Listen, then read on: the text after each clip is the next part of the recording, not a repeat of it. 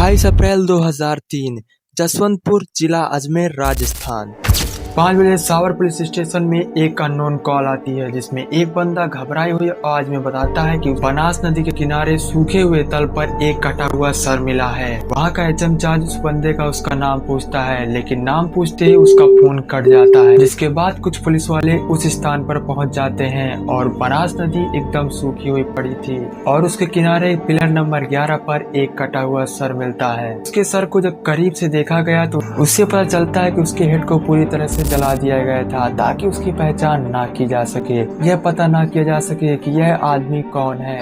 घटना स्थल पर जब पुलिस गांव में पहुंचती है तो सबकी सांसें सूख गई थी और उनकी आंखों में साफ साफ डर का माहौल नजर आ रहा। वहां के इंचार्ज SHO सुरेंद्र सिंह तुरंत घटना स्थल पर पहुंच जाते हैं। उन्होंने देखा कि नदी के सूखे हुए तल पर पिलर नंबर 11 पर एक कटा हुआ सर पड़ा हुआ है, साथ ही साथ एक जूट की बोरी पड़ी हुई थी और प्लास्टिक का थैला भी जिस पर गाढ़ा खून लगा हुआ था। लेकिन सवाल यह था कि उस कटे हुए सर का धड़ कहाँ गया, यानी उसके नीचे वाला धड़ मतलब सिर के नीचे वाला पार्ट पूरी तरह से गायब था। उस पूरी बॉडी की तलाश में पुलिस चारों ओर फैल जाती है और वहां से करीब 2 किलोमीटर दूर पुलिस को खून से लथपथ एक फुल स्लीव शर्ट मिलती है, एक प्लास्टिक टेबल कवर और 2 प्लास्टिक के गद्दे मिले। अब यह सब कुछ पता चल ही रहा था कि तभी थाना प्रभारी सुरेंद्र सिंह को वायरलेस रेडियो पर खबर मिलती है कि बजरंग नाई नाम के बंदे के कुएं में एक गठरी तैर रही है जिसमें से अजीबोगरीब सी स्मेल आ रही है। जिसके बाद पुलिस वालों ने गांव वालों की सहायता के साथ एक रस्सी बांधकर लोहे की हुक के साथ उस गठरी को बाहर निकाला। गठरी को बाहर निकालते जो उन्होंने देखा और जो गांव वालों ने देखा, उन्हें अपनी आंखों पर विश्वास नहीं हो रहा था। जब उसे खोलकर देखा गया तो उसमें से 2 चद्दर आपस में बंधी हुई। जब उन चद्दर को खोला उनमें से एक व्यक्ति का नंगा शव मिलता है। तो शव जगह जगह से बुरी तरह जला हुआ था और कटा हुआ था, लेकिन उसका सर अभी भी गायब ही था। उस शव की आंतें बाहर निकली हुई थी, आप इमेजिन नहीं कर सकते, और बहुत ही तेज और गंदी बदबू आ रही थी। ये माहौल देखने के बाद सबके पैरों तले जमीन खिसक जाती है और वहाँ पर मौजूद लोग उल्टियाँ करने लगते हैं। जब बॉडी का पोस्टमार्टम किया जाता है तो पता चलता है कि वह कटा हुआ सर किसी एक ही बंदे का, ना कि कोई अलग अलग व्यक्ति। पुलिस वालों को कोई अंदाजा नहीं था कि वह धड़ और सर किसका था। आइडेंटिफिकेशन न होने की वजह से पुलिस वालों ने उसका अंतिम संस्कार भी कर दिया, लेकिन जो उस बॉडी के पास से सबूत मिले थे वह उन्होंने एविडेंस रूप में जमा कर लिए। वो बॉडी किसकी थी पुलिस वालों को कुछ पता नहीं था, क्योंकि किसी ने भी आसपास के पुलिस स्टेशन में गुमशुदगी की रिपोर्ट नहीं दर्ज कराई थी। घटना के 4 दिन बाद यानी 3 मई 2003 पुलिस वालों ने लोकल अखबार वालों को बुला और पुलिस वालों ने इंफॉर्मेशन दी कि जला हुआ और कटा हुआ सर हमें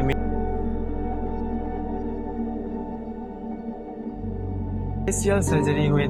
इस बात को ध्यान से याद रखना भूलना मत, क्योंकि यह स्टील की तार जो लेफ्ट आई के नीचे से इस कहानी में बहुत बड़ी भूमिका निभाने वाली है। इस कहानी को यहीं पर हम स्टॉप करते हैं, क्योंकि जो आगे मैं आपको बताने वाला हूँ उसे सुनकर आपको बेचैनी होने लगेगी और पसीना आने लगेगा। अब मैं आपको 5 सेकंड देता हूँ, इस कहानी को प्रेडिक्ट करिए, अच्छे से कोशिश कर, लेकिन सारी प्रेडिक्शन आपकी धरी की धरी रह जाए। जसवंतपुर से 120 किलोमीटर दूर एशिया की सबसे बड़ी गार्बल मार्केट गढ़ में ही रहता था एक शख्स जिसका नाम था भवानी शंकर शर्मा, जो कि मार्बल व्यापारी था और एक बहुत बड़ा बिजनेसमैन था।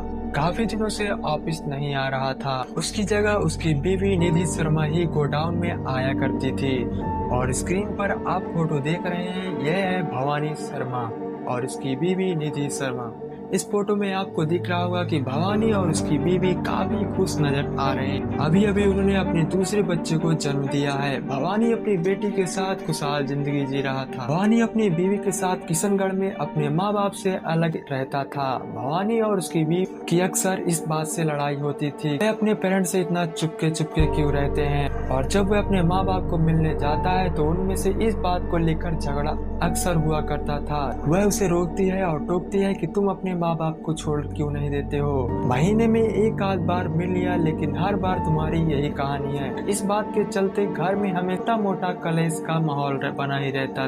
भवानी एक तरह से जिंदगी जी नहीं रहा था बल्कि काट रहा था। इस वजह से उसकी आंखों में हमेशा उदासी छाई रहती थी और वह हमेशा दुखी रहता था। लेकिन इस सब के चलते उसके प्यार में कोई कमी नहीं थी, एक दूसरे से खूब प्यार करते थे। 25 अप्रैल 2003 यह वो तारीख है जब भवानी शर्मा लास्ट बार अपने माँ बाप से मिलने आया था और वापस पहुंचकर अपने पिता को कॉल भी किया था कि हाँ मैं घर पहुंच चुका हूँ। लेकिन इस कॉल के बाद कभी भी भवानी ने अपने माँ बाप को कॉल नहीं किया था, ना कोई फोन, ना उसका यहाँ कोई आना जाना। उसका पिता दुर्गा प्रसाद और उसकी माँ भवरी देवी इस बात को लेकर काफी ज्यादा टेंशन में थे कि हमारा बच्चा हमें कॉल क्यों नहीं कर रहा है, क्योंकि इससे पहले ऐसा कभी नहीं हुआ कि इतने दिनों में उसने बातचीत ना की। पूछताछ करने पर भवानी शंकर को यह पता चल चुका था कि उसका बेटा काफी दिनों से गढ़ा में या काम में ऑफिस में नहीं जा रहा है, उसकी जगह उसकी भी निधि ही आ रही है। तो दुर्गा प्रसाद अपनी बहू को कॉल लगाकर पूछता भवानी कहाँ है, उसका कॉल क्यों नहीं आ रहा है,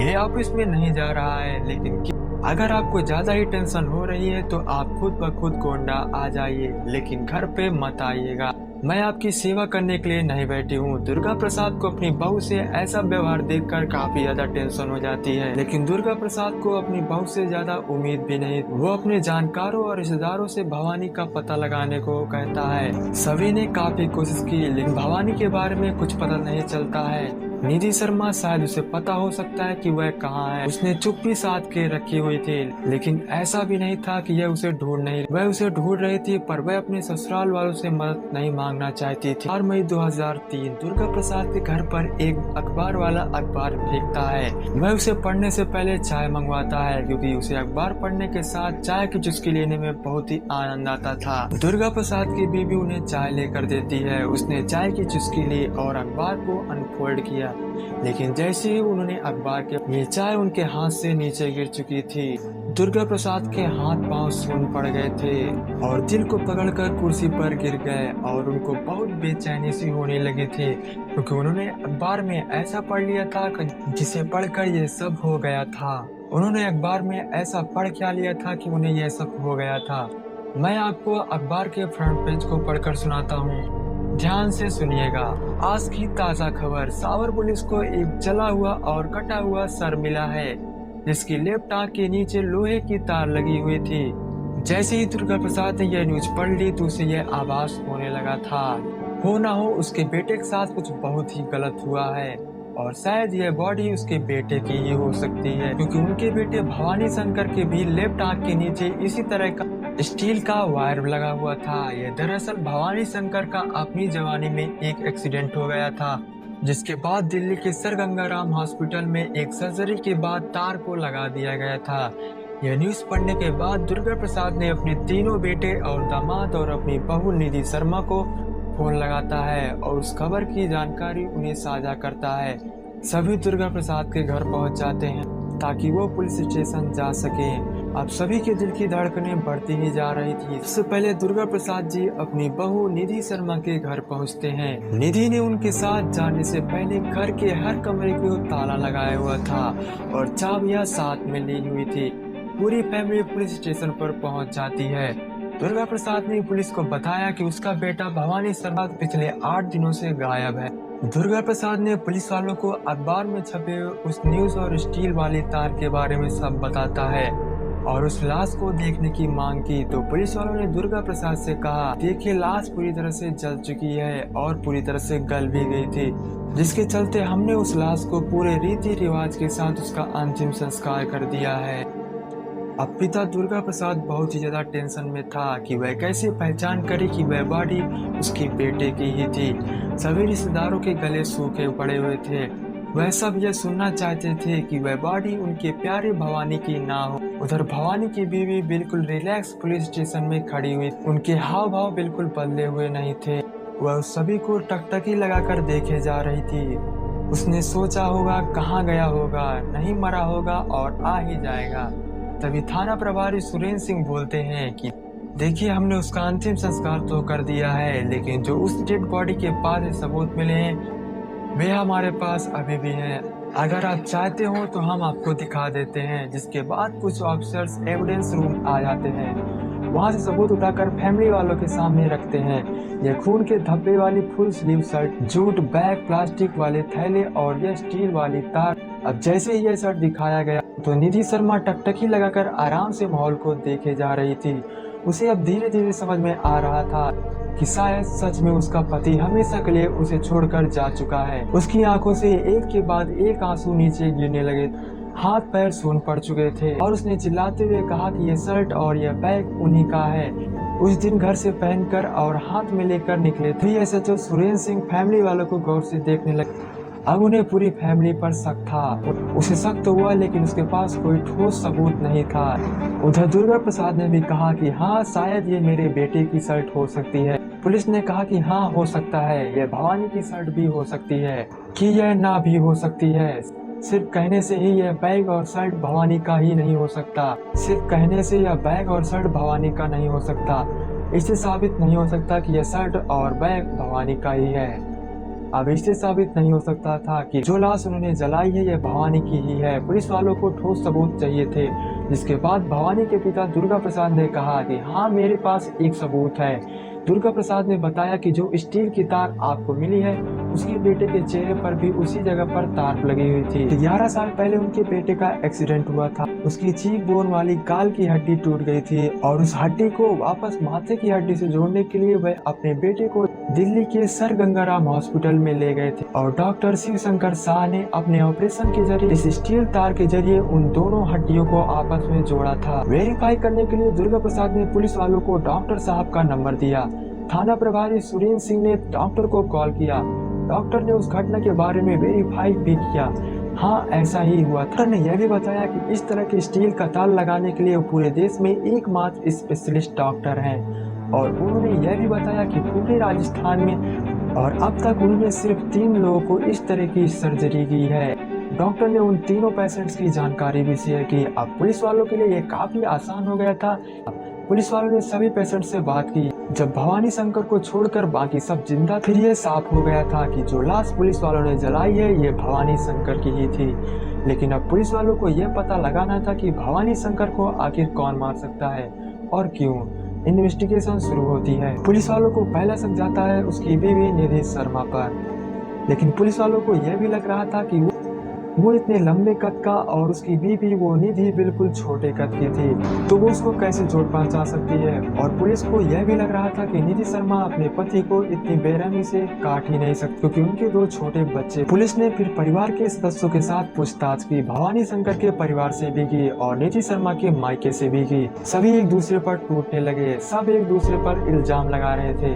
लेकिन एक बात जो सब कह रहे थे कि निधि और भवानी शंकर में हमेशा अनबन बनी रहती थी और उनके रिश्ते ठीक नहीं चल रहे। अब यह पता चल चुका था कि अक्सर निधि शर्मा का भाई यानी भवानी का साला उसे हमेशा कॉल करता था, यानी भवानी को, कि तुम मेरी बहन के साथ ठीक नहीं कर रहे हो। जी। जिसके बाद पुलिस सबसे पहले तो निधि के भाई को निधि के मायके से उठाती है।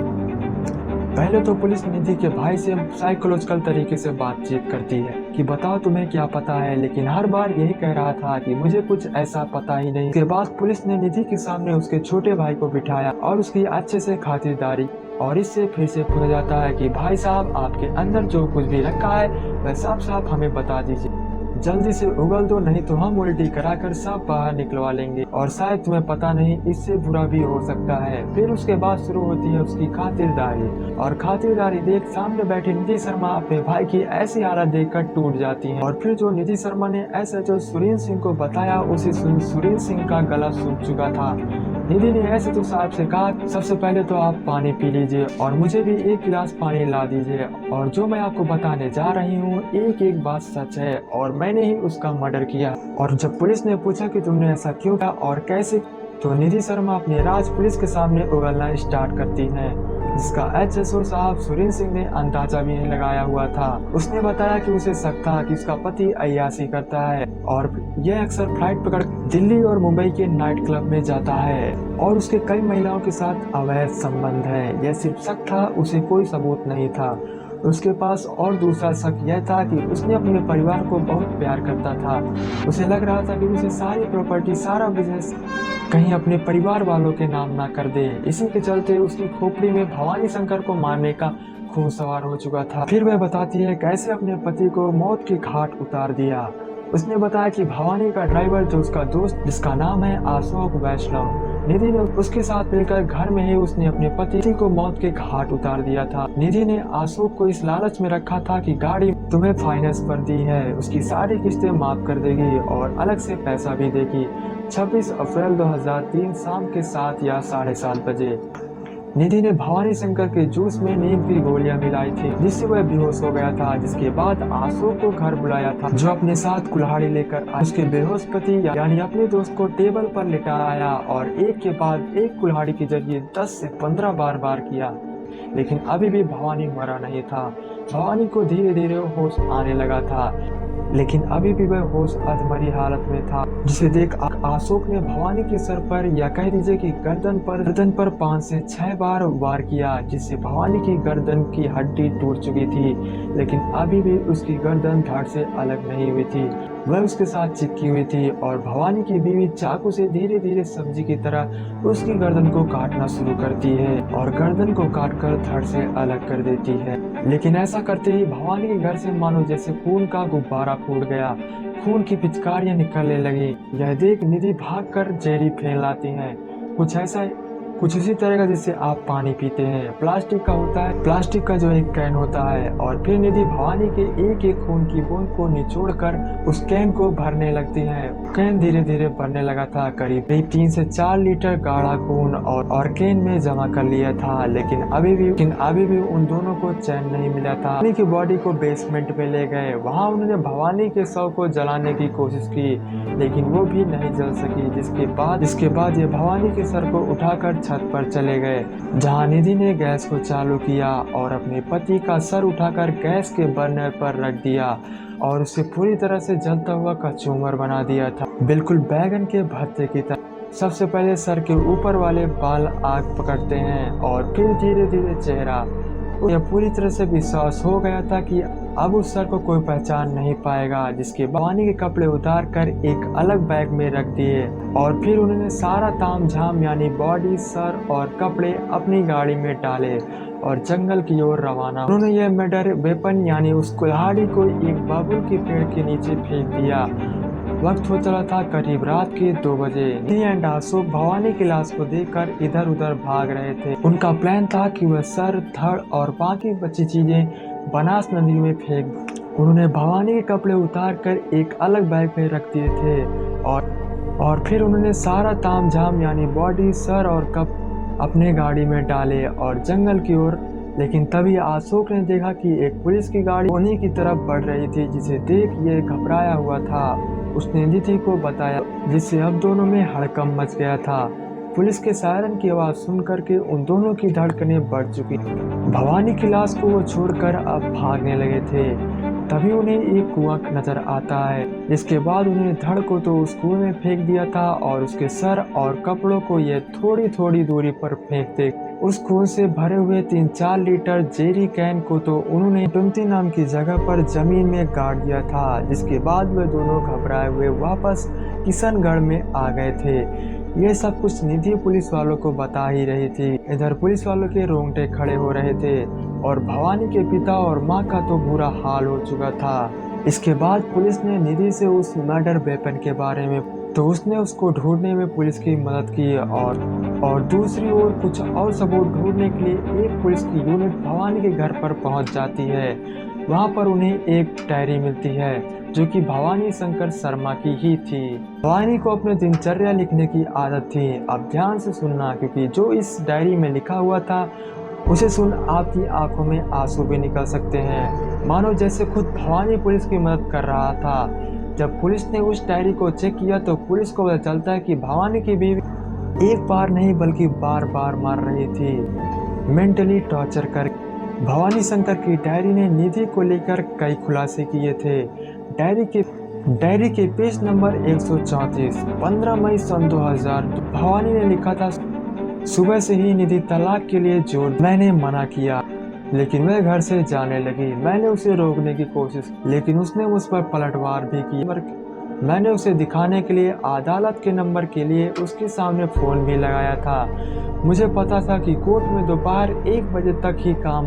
मैंने जानबूझकर टाइम जाया कि हम 1 बजे कोर्ट पहुंचते हैं। तब कोर्ट बंद हो चुका था। निधि ने वकील के पास जाने की जिद की। हम वकील के पास गए और वकीलों को तलाक के पेपर्स रेडी करने को कहा। उस वकील ने हम दोनों को बहुत समझाया। उसके बाद निधि पीछे मुड़ी और एक मोटरसाइकिल पर जयपुर की ओर रवाना हुई। मैंने उसे खूब ढूंढा, लेकिन वह कहीं नहीं मिली। उसका कुछ अता पता नहीं चल रहा था। जब घर पहुंचा तो पता चला कि निधि ने चाय बनाने वाली महिला को कहा था कि मेरे दोनों बच्चों को घर में अंदर बंद करके गेट लगा देना। जिसके बाद वह रात के 11 बजे लौटी। पेज नंबर 139, 20 मई सन 2000। निधि ने मुझसे पूछा कि मैंने उसके व्यवहार और स्वभाव को लेकर उसके मायके वाले को क्या बताया। निधि ने मुझसे कहा कि तुम मेरी इमेज खराब कर रहे हो। उसी दिन के पेज में यह लाइन भी लिखी हुई थी कि उसने मुझे धमकी दी, या तो मैं अपनी कंपनी बंद कर दूं और अपने स्टाफ को ये बाहर निकाल दूं, नहीं तो वह मेरे खिलाफ झूठा केस दर्ज करवाएगी। पेज नंबर 154, 4 जून सन 2002। इस पेज पर भवानी शंकर लिख, मुझे डर है, मुझे खाने में जहर दिया जा रहा है। पता नहीं यह मेरे खाने में ऐसा क्या मिलाती है। आजकल मेरी जीभ लड़खड़ाने लगी है। मतलब भवानी को यह पता था कि उसकी बीवी ने उसे मारने की कोशिश कर रही है, लेकिन फिर भी वह रिश्ता निभाता गया और सहता गया। शायद उन दोनों बच्चों के लिए, क्योंकि एक बाप ऐसा कर ही नहीं सकता। जब पुलिस वाले इस डायरी के आखिरी पन्ने तक पहुंचते हैं तो उन्हें अब डायरी के पन्ने में निधि के खिलाफ सबूत मिल गए थे, जो कि पुलिस वालों को चीख चीख कर बता रहे थे, आप जिसे ढूंढ रहे हो वह यहाँ है। और अब यह डायरी कोर्ट में एक एविडेंस का काम करने लगती है। निधि और उसका क्राइम इन पार्टनर अशोक को उम्र कैद की सजा। उसने सबूत को मिटाने की बहुत कोशिश की थी, लेकिन उसे मिटा नहीं पाई। शायद उसे नहीं पता था कि स्टील का तार उसे कंजे की तरह जकड़ ले। बच्चों की स्टडी उसके दादा दादी को सौंप दी गई और बिजनेस बढ़िया फलता फूलता गया। लेकिन अब 21 सालों बाद निधि शर्मा अपनी सजा काटने के बाद जेल से बाहर आ चुकी हैं, यानी 2024, क्योंकि उसने अब सजा काट ली थी। सिटीजन ऑफ द कंट्री है और अब उसका अपने खुद के बच्चों के साथ प्रॉपर्टी का विवाद चल रहा है। वो प्रॉपर्टी जो उसकी पति की थी, जिसका उसी ने खुद कत्ल किया था, और उसी पति की प्रॉपर्टी मांग रही है और उसी पति की प्रॉपर्टी के लिए अपने बच्चों के साथ केस लड़ रही है। आई होप आज का वीडियो पसंद आया होगा। पसंद आया हो तो प्लीज चैनल को लाइक एंड सब्सक्राइब कर लीजिएगा। मिलते हैं ऐसी न्यू क्राइम डॉक्यूमेंट्री के साथ। तब तक के लिए till bye and take care.